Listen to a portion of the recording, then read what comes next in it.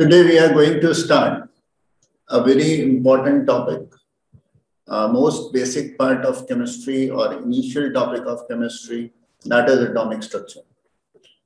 तो आज हम एटॉमिक स्ट्रक्चर स्टार्ट करने जा रहे हैं. एटॉमिक स्ट्रक्चर बेसिकली किस तरह से after the discovery of atom means the different fundamental particles present in the atom, उनकी discovery कैसे हुई, how they are arranged in the atom, what are different phenomena related to behavior of the atom, ये सारी हम बातें atomic structure में discuss करेंगे.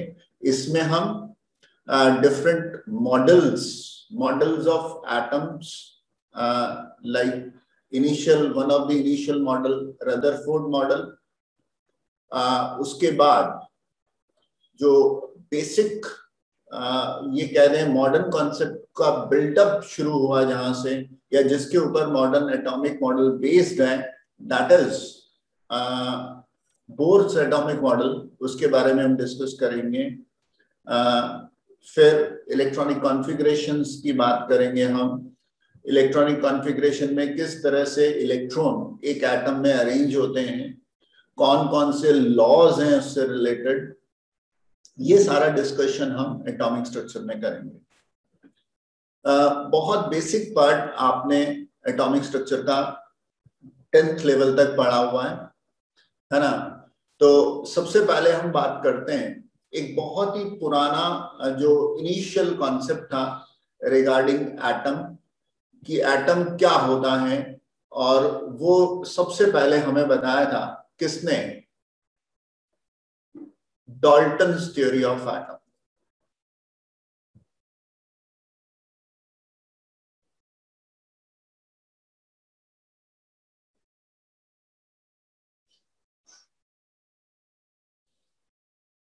Dalton's theory क्या कहती है? डाल्टन्स थ्योरी कहती है कि एटम किसी भी सब्सटेंस का, किसी भी मैटर का, किसी भी एलिमेंट का एटम वो सबसे छोटा पार्ट होता है जो डाल्टन्स थ्योरी ने कहा which can not be further divided. यानी एटम जो होता है इनडिविजिबल पार्टिकल होता है. It can not be further dissociated, it can not be further divided. तो atom is indivisible part of a particular substance या एलिमेंट. किसी एलिमेंट का इनडिविजिबल पार्ट होता है एटम, उसको हम डिसोसिएट नहीं कर सकते हैं, पहली बात. दूसरी बात, all the atoms of an element are same. All the atoms of an element are same. Atoms of different elements are different. तो डाल्टन ने आगे कहा कि एक ही एलिमेंट के सभी एटम्स सेम होते हैं, अलग अलग एटम्स, अलग अलग एलिमेंट्स के एटम्स डिफरेंट होते हैं. तो पहली बात, इट इज इनडिविजिबल पार्टिकल. दूसरी बात, all the atoms of an element are same. Atoms of different elements are different. Different elements के जो atoms होते हैं वो different होते हैं. Next उसने कहा कि ये atoms आपस में combine होते हैं और combine होकर उसने जो नाम दिया था atom molecule बनाते हैं. क्या बनाते हैं? atom molecule बनाते हैं. तो according to Dalton's theory,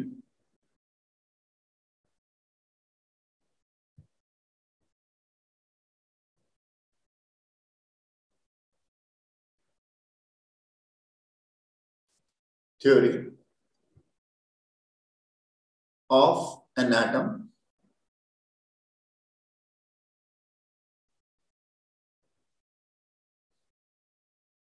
atom is smallest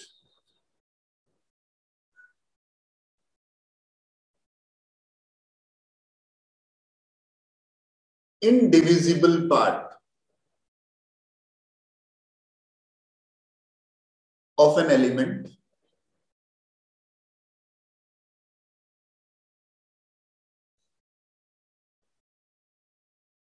which contain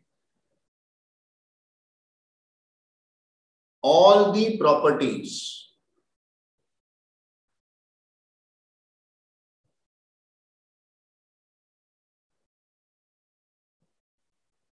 of that element.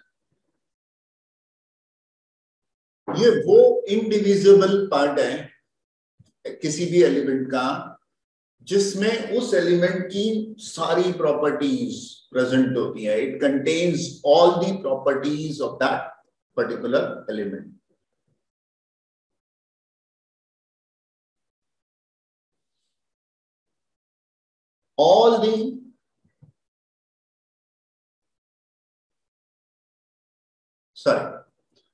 All the atoms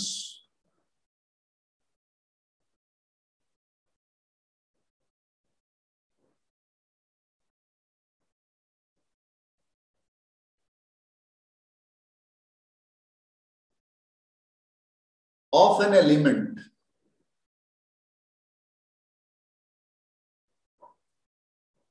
are same. मेरी आवाज तो आ रही ना बेटा सबको? Yes sir. Yes sir. ये स्क्रीन क्लियरली विजिबल है ना बेटा? Yes sir.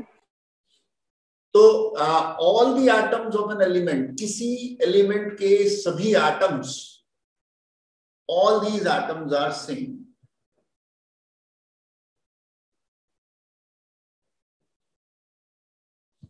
Atoms of different elements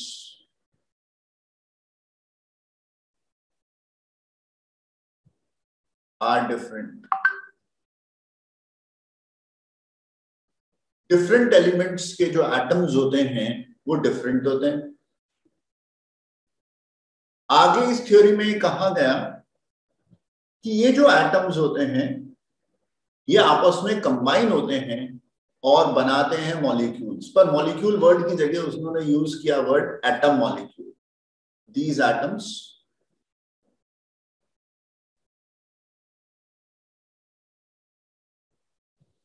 combine with each other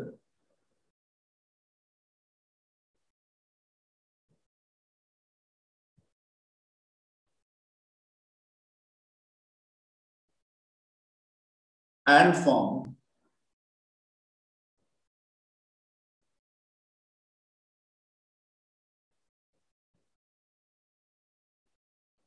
atom molecules. तो ये कुछ बातें जो इनिशियल थ्योरी थी रिगार्डिंग एटम, जो डाल्टन की थ्योरी थी उसमें बताई गई. इसमें किसी को कोई दिक्कत है बेटा?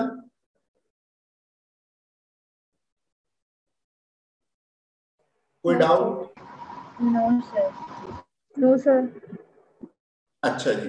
तो ये थ्योरी हमें बता रही है कि एटम इंडिविजुअल पार्ट है, पार्टिकल है, इंडिविजिबल पार्टिकल. ये पार्टिकल लिखना बेटा है. Particle of an element which contain all the properties of that element. All the atoms of an element are same. Atoms of different element different होते हैं. ये आपस में कंबाइन होकर क्या बनाते हैं? मॉलिक्यूल्स बनाते हैं. ये एटम्स आपस में कंबाइन होकर क्या बनाते हैं? They form molecules. ठीक है. अब इस थ्योरी के कुछ ड्रॉबैक्स थे. कोई बता सकता है इस थ्योरी के क्या ड्रॉबैक्स थे?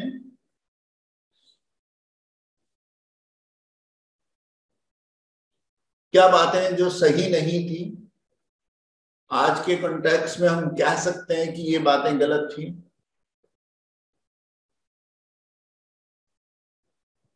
सबसे पहली बात, atom can be divided into, nowadays we know that atom can be divided into electrons, protons, neutrons. यानी atom basically fundamental particles से मिलके बने होते हैं जिनको हम इलेक्ट्रॉन, प्रोटॉन या न्यूट्रॉन्स कहते हैं।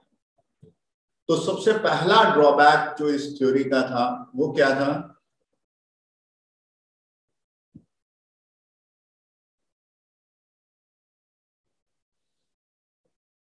Atom is a divisible particle.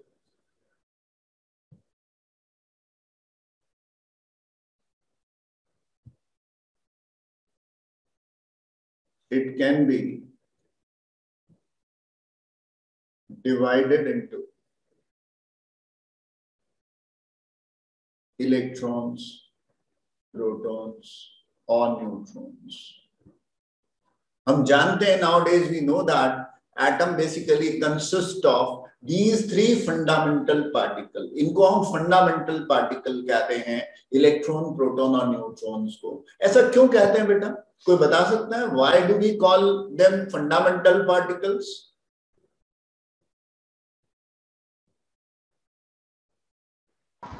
Sir, because in an atom is composed of this electron, proton and neutron. नहीं बेटा, ये तो बिल्कुल सही बोला आपने। Atom is composed of, it consist of electron, protons और न्यूट्रॉन। पर इनको फंडामेंटल पार्टिकल्स इसलिए कहते हैं बिकॉज इररिस्पेक्टिव ऑफ एटम, चाहे वो सोडियम है, चाहे वो कैल्शियम है, चाहे वो कॉपर है, चाहे वो हाइड्रोजन है, चाहे वो हीलियम है, उनके इलेक्ट्रॉन, उनके प्रोटॉन, उनके न्यूट्रॉन्स डिफरेंट नहीं होते, ये सेम होते हैं। मींस ऐसा नहीं है कि हाइड्रोजन का इलेक्ट्रॉन सोडियम के इलेक्ट्रॉन से अलग होगा। इफ इलेक्ट्रॉन को अगर हम कंपेयर करते हैं then they are same, they are not different. Same is the case with proton or neutron, and that is why we call them fundamental particles, है ना? ये fundamental particles हैं क्योंकि ये सेम रहते हैं irrespective of atom. So atom, now we can say that कि atom is a divisible particle. It can be divided into electrons, protons और neutrons. तो जो बेसिक, सबसे फंडामेंटल जो बेसिक बात थी इस थ्योरी की, वही गलत हो गई।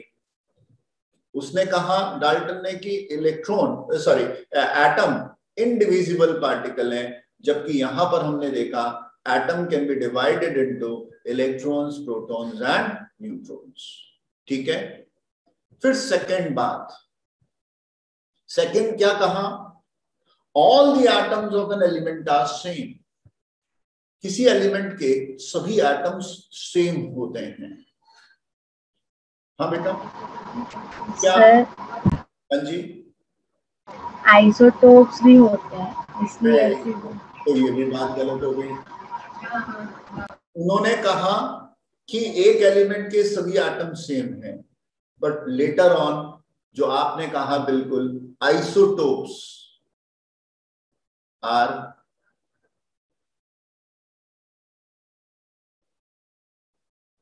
atoms of same element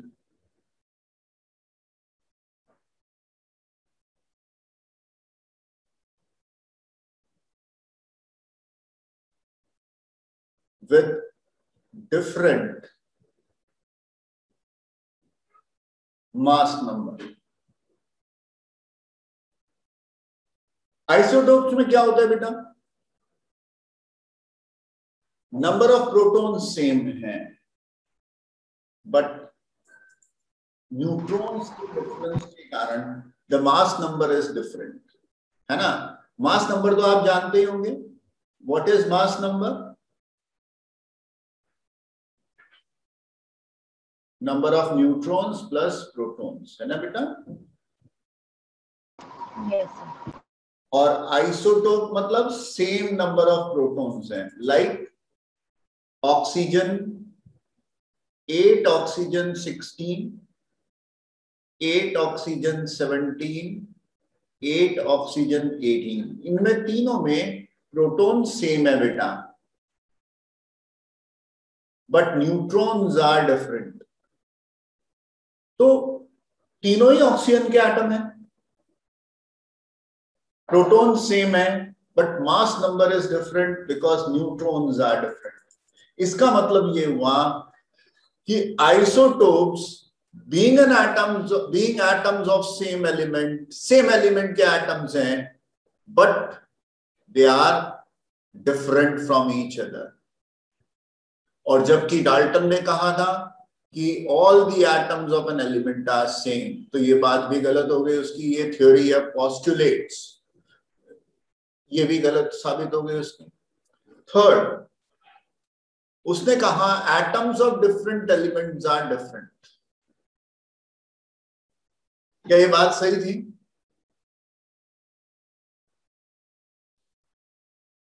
क्या ये बात सही थी बेटा? No sir. Yes sir. क्यों सही नहीं थी? इसमें क्या गलत था?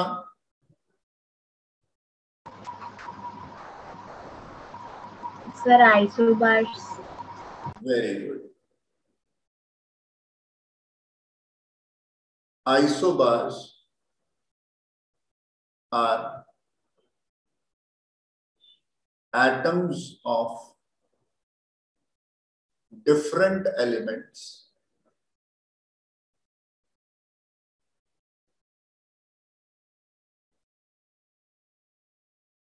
having same mass।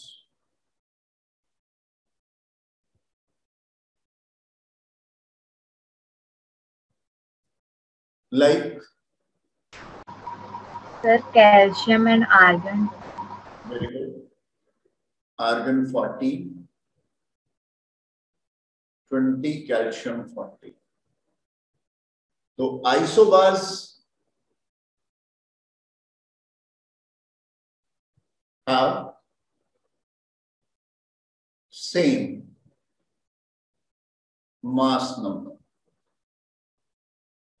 Isobars have same mass number, ठीक है ना, यानी प्रोटॉन्स प्लस न्यूट्रॉन्स तो सेम है। अब यहां देखिए argon and calcium all together different, but they have same mass number, so there is a similarity in the behaviour, यानी इनके बिहेवियर में कुछ ना कुछ सिमिलैरिटी प्रेजेंट है, ठीक है। और कोई बात?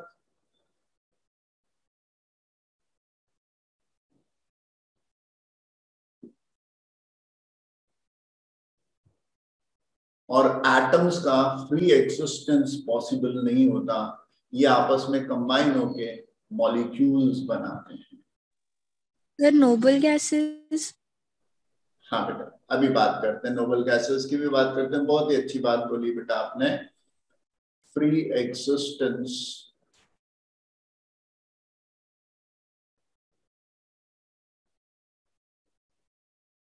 of atoms is not possible, they combine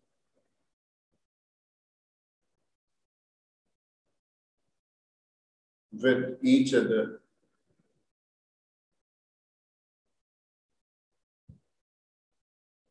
to form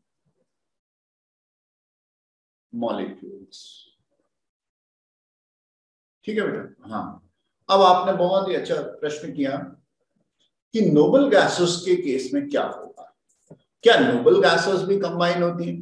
बेटा जब हम कोई भी प्रॉपर्टी डिफाइन करते हैं तो एट मास, मतलब जो मैक्सिमम सब्सटेंसेस मैक्सिमम पार्टिकल्स के लिए वैलिड होती है, वो हम एक स्टैंडर्ड थ्योरी के तरह बोलते हैं।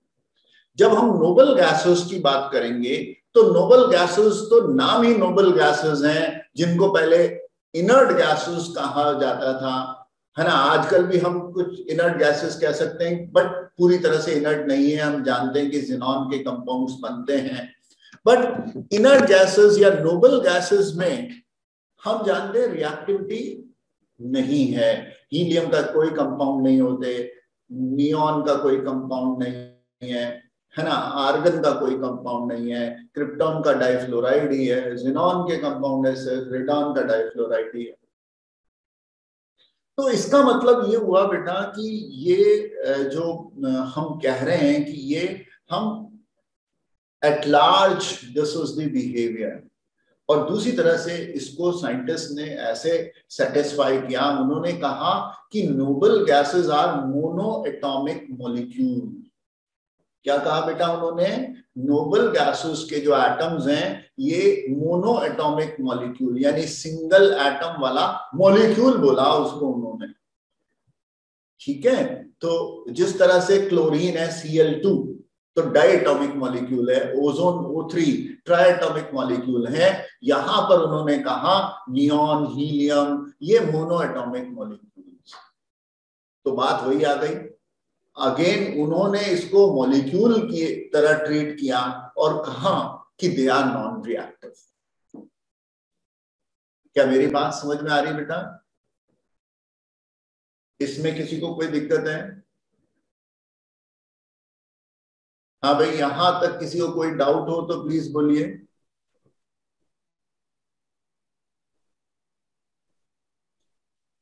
मॉलिक्यूल की तरह ट्रीट किया तो उसके बेसिस पे उन्होंने उसको मोनोएटॉमिक कंसिडर कर दिया। हाँ, उन्होंने कह दिया बेटा कि they are mono atomic molecules यानी सिंगल एटम वाले मॉलिक्यूल्स हैं, है ना। तो बिकॉज दे आर स्टेबल, है ना, रिएक्ट नहीं करते। तो ये वो जो हीलियम से लेकर रेडॉन है, ये जो इनर्ट गैसेस हैं, नोबल गैसेस हैं, ये इन्हीं पर वैलिड होगा। तो उन्होंने उनको भी एज अ मॉलिक्यूल कंसिडर कर दिया। ठीक है,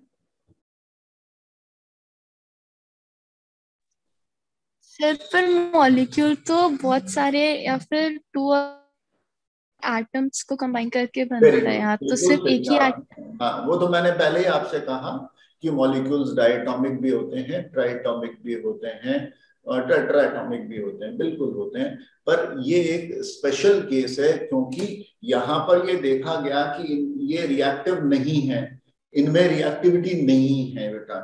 तो जब इनमें रिएक्टिविटी नहीं है तो इनको स्टेबल पार्टिकल की तरह कंसीडर करेंगे, और स्टेबल पार्टिकल एटम नहीं है, मॉलिक्यूल है। ठीक है, तो स्पेशल केस की तरह इनको कंसीडर किया गया। ठीक है, यस सर। चलिए, और कोई डाउट? ये नोट कर लिया क्या आपने? Yes sir. आगे बढ़े। Yes sir.